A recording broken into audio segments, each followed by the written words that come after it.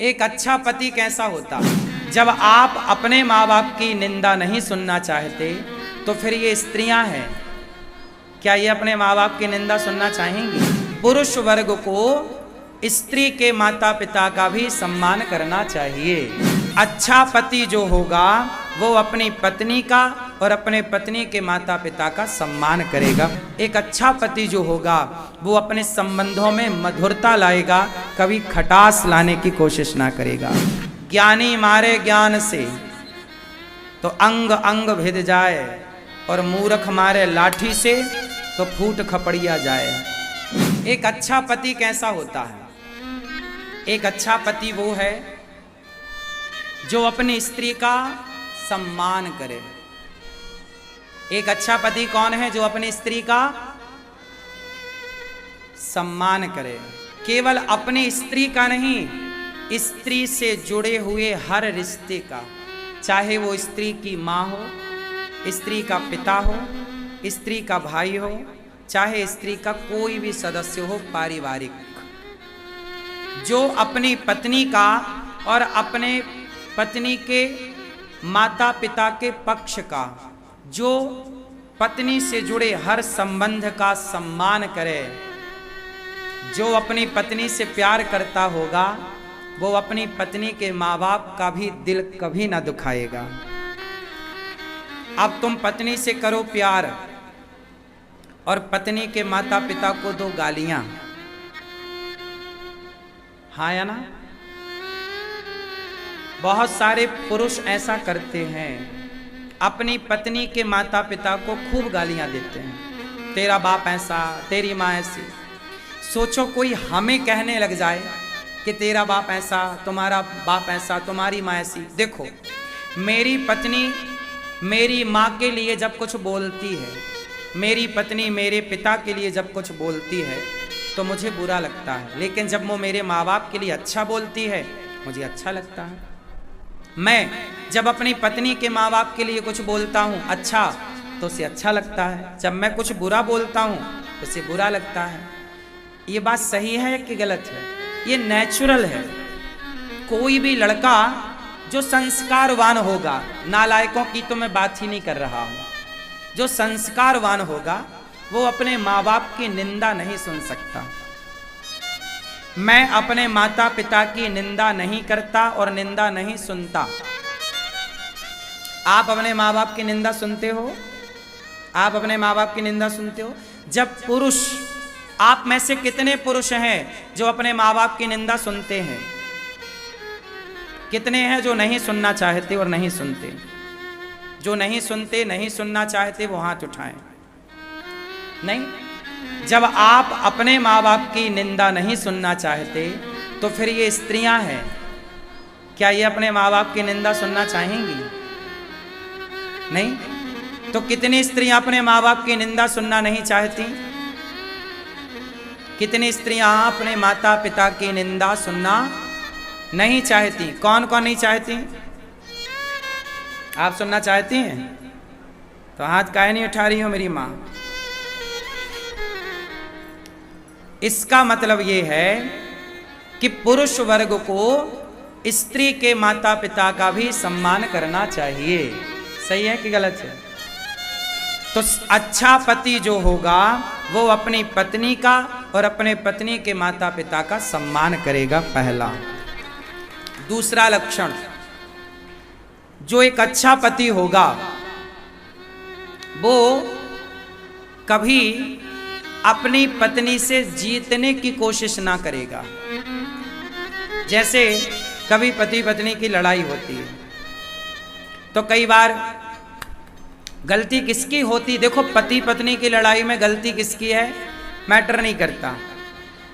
जो अच्छा पति है वो अपनी ओर से गलती है तो, नहीं है तो सॉरी कह देता, कोई बात नहीं। भाई पुरुष जो है वो अपनी पत्नी को अपना ही आधा शरीर मानता है। हमारे यहाँ पत्नी को कहते हैं अर्धांगिनी, तो आधा ही तो हो गया मेरा, तो अपने से गुस्सा क्या होना? चलो घंटा भर का गुस्सा सही है, दिन भर का गुस्सा सही है, हफ्ता और महीना भर का गुस्सा अच्छा नहीं है। तो पति जो होता है वो गलती किसकी है? कोई बात नहीं, पत्नी की गलती है। फिर भी यदि पति उसे सॉरी कह दे और रिश्तों को बड़े संजो करके रख ले, तलाक तक की स्थिति ना आवे, रिश्ते तोड़ने की स्थिति ना आवे, एक अच्छा पति जो होगा वो अपने संबंधों में मधुरता लाएगा, कभी खटास लाने की कोशिश ना करेगा। मेरे सॉरी बोलने से, मेरे झुकने से यदि मेरे रिश्ते बच रहे हैं तो समझदारी है कि झुक कर के रिश्तों को बचाया जाए। पानी भरने जब बाल्टी कुएं में उतरती है ना तो बाल्टी झुकती है, बिना झुके बाल्टी भरती नहीं है। कई बार अकड़ के कारण रिश्ते टूट जाते हैं। तो हमारी जरा से नम्रता से, झुकने से रिश्ते बच रहे हैं तो झुक करके बचाना चाहिए। और झुकेगा कौन? दिल वाला कभी ना झुकेगा, दिमाग वाला ही झुकेगा। दिमाग वाला समझेगा कि भाई यहां पे झुकने से काम हो रहा तो झुक के काम कर लो। ज्ञानी मारे ज्ञान से तो अंग अंग भिद जाए, और मूर्ख मारे लाठी से तो फूट खपड़िया जाए।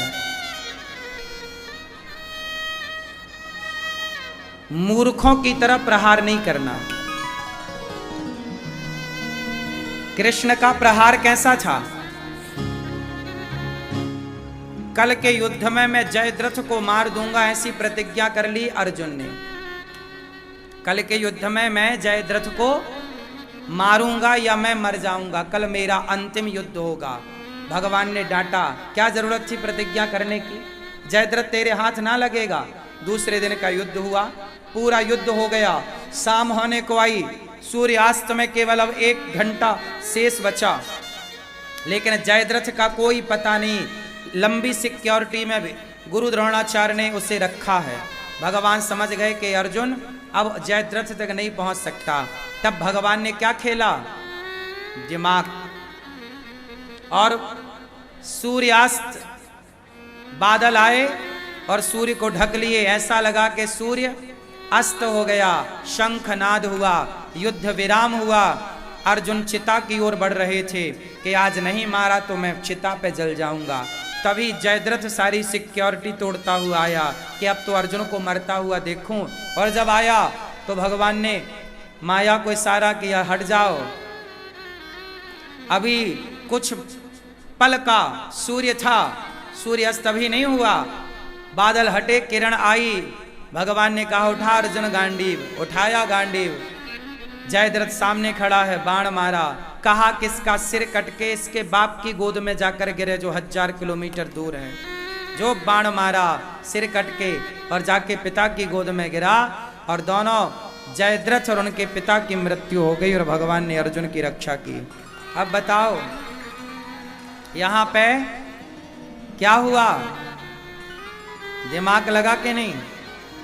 बोलो बोलो। फिर आप लोग दिमाग क्यों नहीं लगाते? तुम्हारा दिमाग बिल्कुल धरा धरा सड़ रहा है।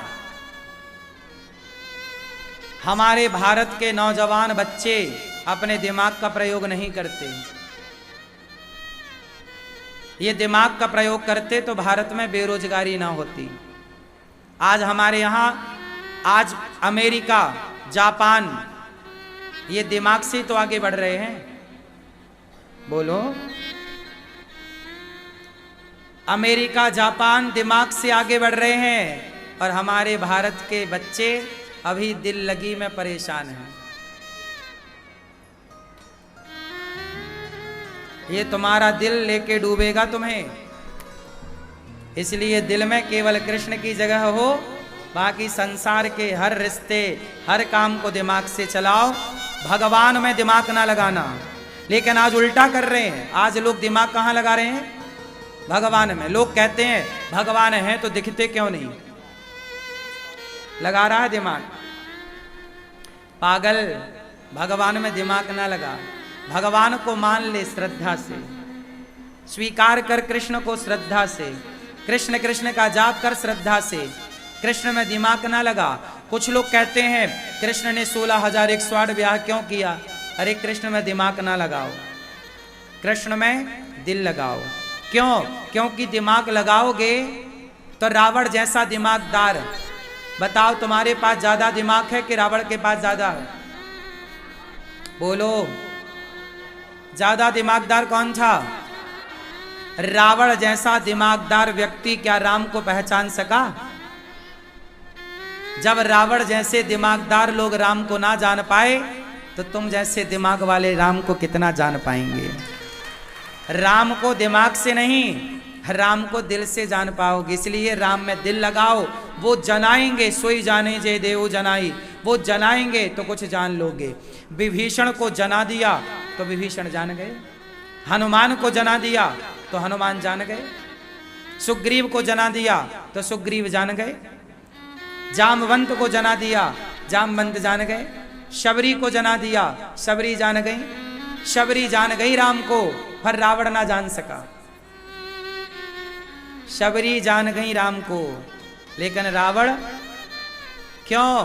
क्योंकि रावण ने दिमाग लगाया और शबरी ने दिल लगाया। शबरी ने दिल लगाया और रावण ने, हाँ, दिमाग लगाओ परिवार में, दिमाग लगाओ व्यापार में, भगवान में दिमाग नहीं, भगवान में दिल लगाओ।